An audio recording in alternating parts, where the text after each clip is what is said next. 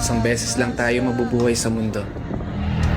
Kaya naman, dapat sulitin mo na ang bawat segundo nito. Gawin mo lang palagi yung mga bagay na tingin mo magpapasaya sa'yo. Puntahan yung mga lugar na gusto makita ng mga mata mo. Kasi isang beses lang, oo, isang beses lang, tayo may pagkakataon dumaan sa kalsada ng buhay na hindi mo na mababalikan. Dahil habang tumatanda tayo, meron tayong isang bagay na malimit na kakaligtaan. Yun ay maglaan ng oras para sa sarili nating kaligayahan. Kasi karamihan sa atin, yung trabaho na lamang nasa isip.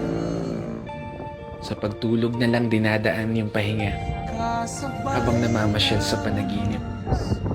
At paggising, trabaho ulit hanggang sa hindi mo na magawang masulit kahit man lang saglit yung oras na kay bilis